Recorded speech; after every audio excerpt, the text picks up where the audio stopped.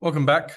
Continuing our discussion of 4.3, we recognized last time the potential power of given a differential equation, just assuming that it's of the form y equals e to the rx, and then extracting from that a characteristic equation, which is then solvable.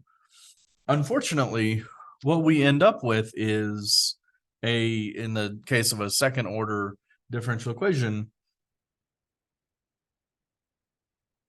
what we end up with is something that could look like AR squared plus BR plus C equals 0. And we're very well acquainted with these quadratic equations. Depending on the value, the vertical shift here, this could have no zeros. That is, this could have no solution. This could have one solution, or this could have two solutions. So, and all of that is based on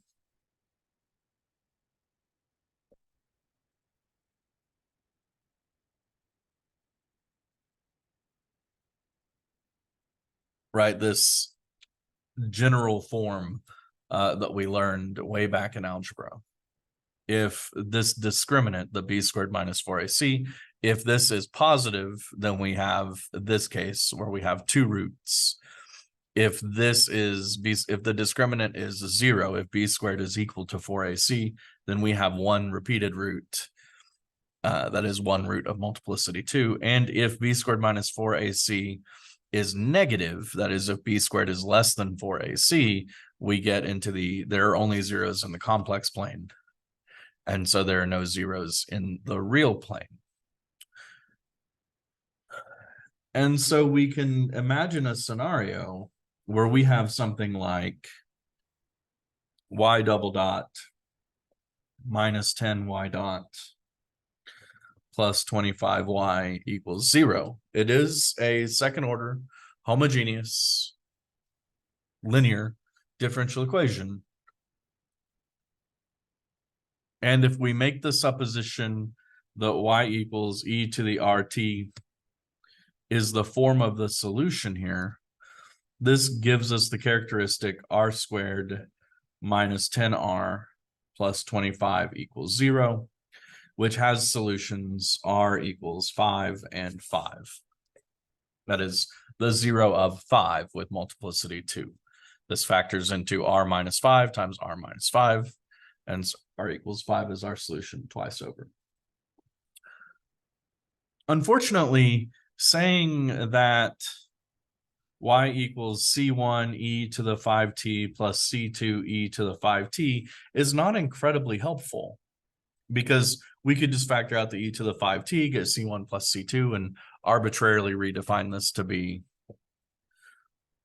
c e to the 5t. We've only found one solution here, and we're expecting two linearly independent solutions. So let's try reduction of order.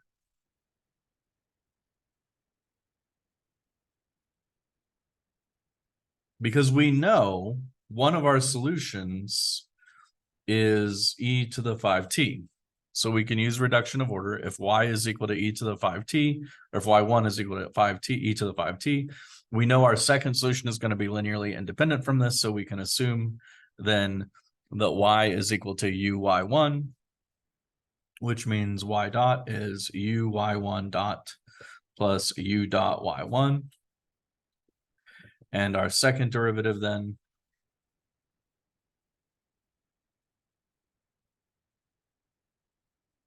is uy1 double dot plus 2 u dot y1 dot plus u double dot y1. Plugging this into our differential equation gives us uy1 double dot plus 2 u dot y1 dot plus u double dot y1 minus 10 times the first derivative.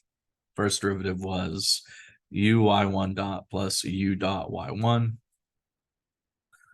plus 25 uy1, and all of that is equal to 0.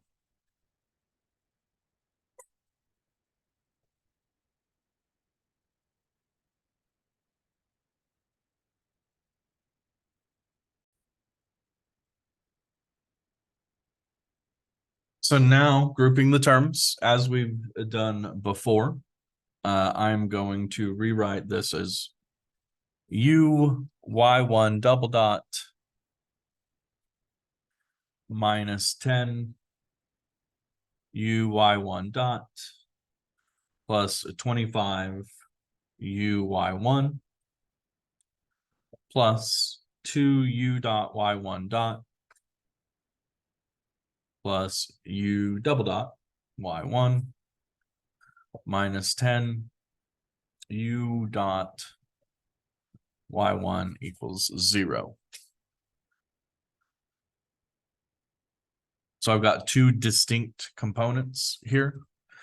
You'll notice this first component, I can factor out a u, and this leaves me with a y1 double dot minus 10 y1 dot plus 25 y1. And this second one, I can write this as a u double dot y1 plus 2u dot y1 dot minus 10 u dot y1, and that equals 0. And I want to point out, we know y double dot minus 10y dot plus 25y is equal to 0, and e to the 5t is a solution to this differential equation.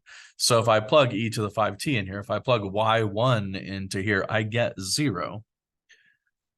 That is exactly what I have here. So this must be 0. So that's u times 0.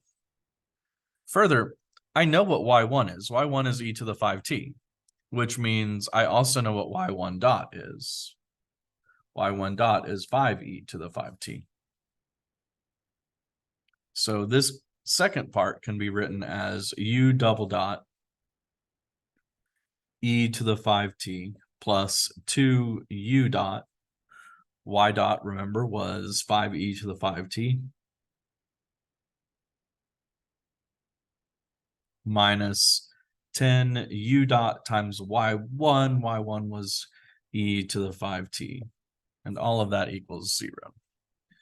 So dropping this first part, because that's just 0.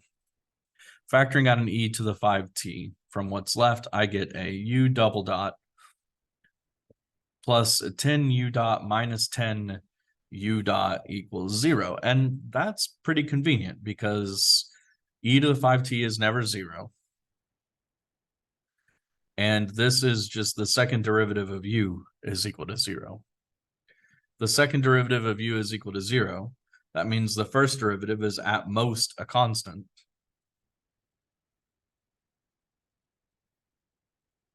And then u itself is at most a constant times t plus a new constant of integration. Let's retroactively label these constants now that we have more than one. So we get that u must be of the form c2t plus c1. Remember, though, we started this by saying reduction of order, y is equal to u times y1. We just found out that u looks like c2t plus c1, and we've known all along the y1 looks like e to the 5t, and so y of t is equal to c1 e to the 5t plus c2 t e to the 5t. And so remember, all of this came about. We were looking for shortcuts. We were saying we're noticing this e to the RT pops up a lot. I can just make the assumption that e to the RT is a solution and then find the values of r that make it true.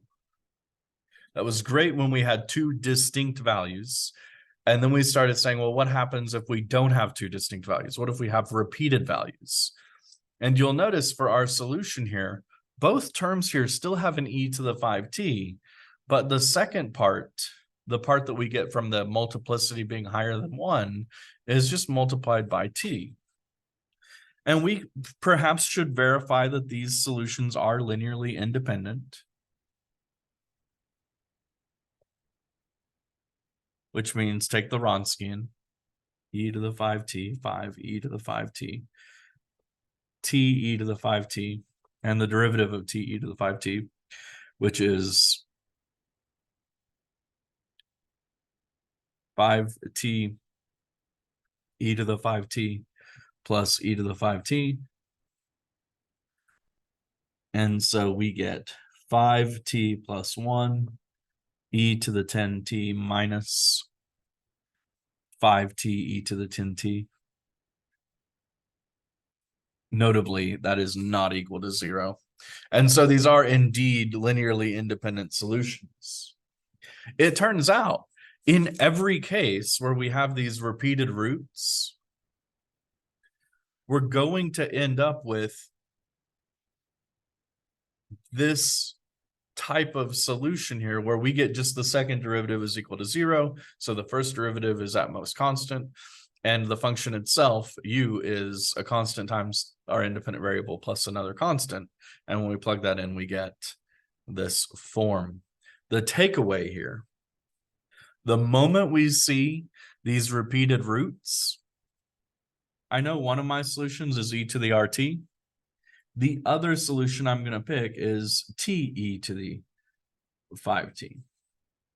And then I can use that to skip all the way down to this answer and shortcut all of this reduction of order.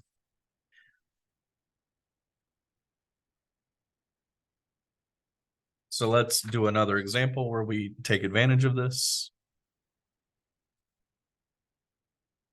Say I have y double dot plus 4y dot plus 4 equals 0.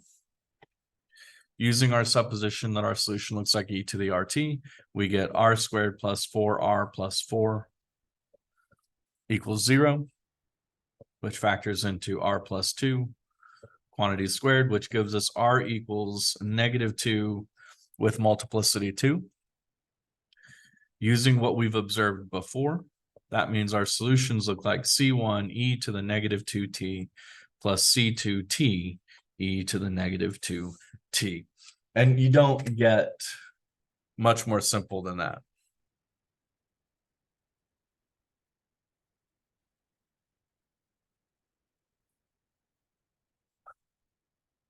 Remember, our motivation here was, if we have two distinct roots, we're good. If b squared minus 4ac is positive, we get two distinct roots. If b squared is equal to 4ac, we get one repeated root.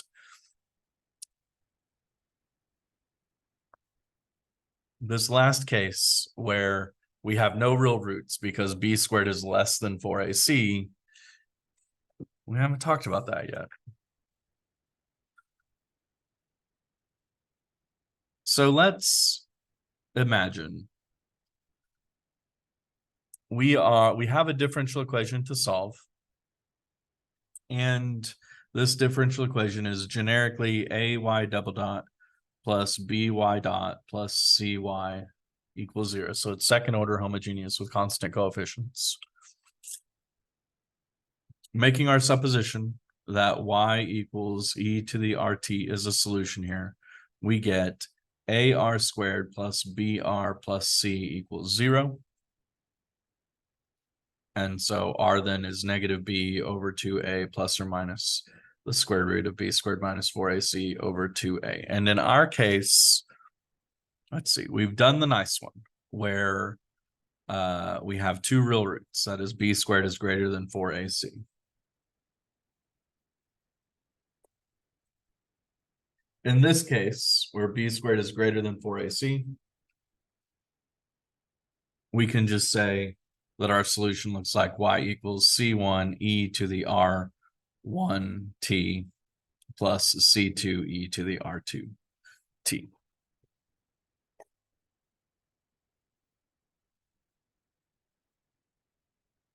If b squared was equal to 4ac, this was the case we just explored, we can use the solution C1 e to the RT plus C2 t e to the RT.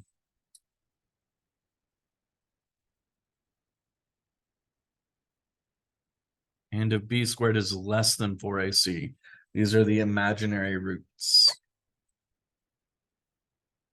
If we were allowed to write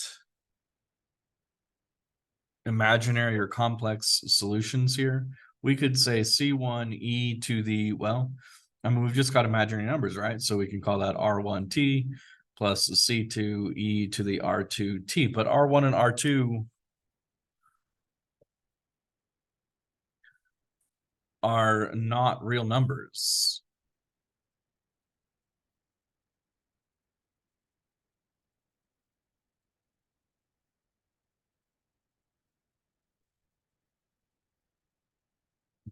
But somebody else has come across this problem before, shockingly.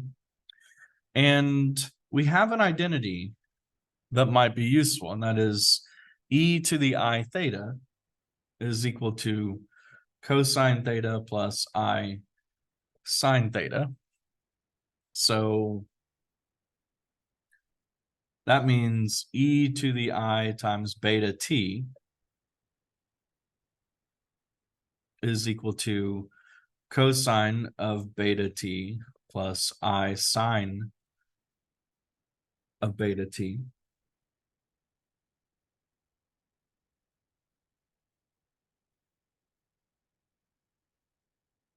And so e to the alpha plus or minus beta ti is going to be e to the alpha t times the quantity cosine beta t plus I sine beta t.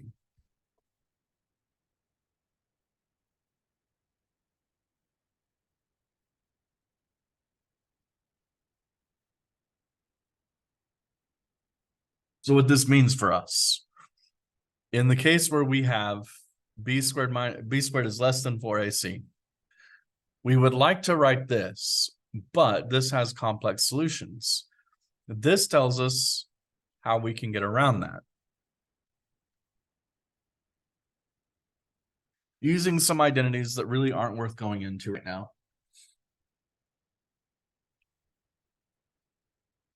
This can turn into e to the negative b over 2a t times, that's the alpha part, the negative b over 2a. That's the real part. And then the part, the beta part is C1 cosine beta t plus C2 sine beta t. And it might seem disconcerting here that I've just sort of absorbed this imaginary number into a constant. The simple explanation is, well, nobody said these constants had to be real numbers. I could choose a constant cleverly so that this C2 turns this I into a real number. That is a sufficient explanation for our purposes. So let's do one more example.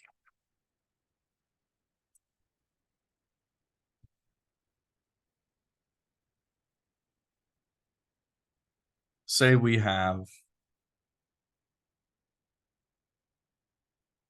y double dot plus 4y dot plus 7y equals 0. This has characteristic equation r squared plus 4r plus 7 equals 0, which has roots negative 4 over 2 plus or minus the square root of 16 minus 28 over 2.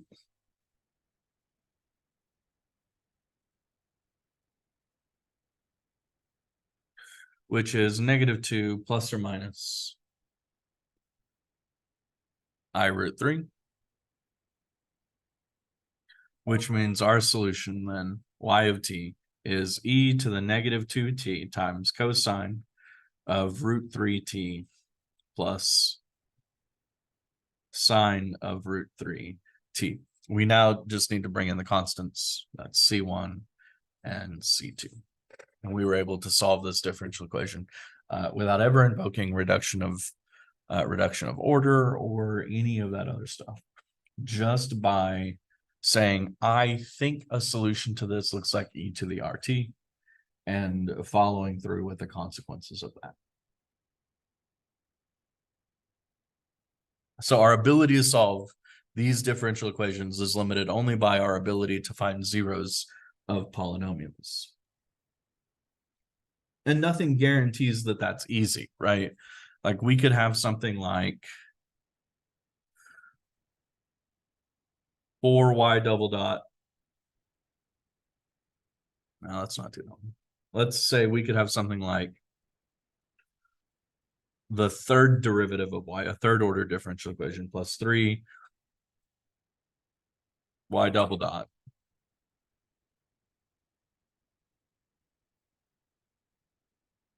minus 4y equals 0. This gives us the characteristic equation r cubed plus 3r squared minus 4 equals 0. And now it becomes a question of, can we solve this algebra problem? Can we find the zeros of this cubic polynomial in R? And for that, maybe we remember how to factor a cubic polynomial. Perhaps not, though. Looking at this, I can see that R equals 1 is a solution. And so we can use division of some kind to take out the R minus 1 factor. I like synthetic division, so I'm going to use that.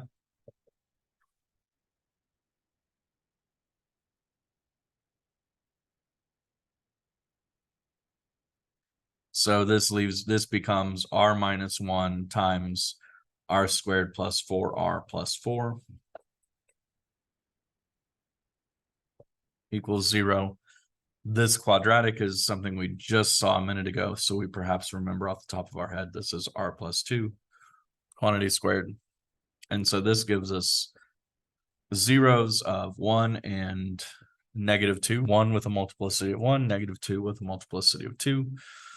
And so our solution then looks like C1 e to the t plus C2 e to the negative 2t plus, and now I need to deal with that repetition, C3 t e to the negative 2.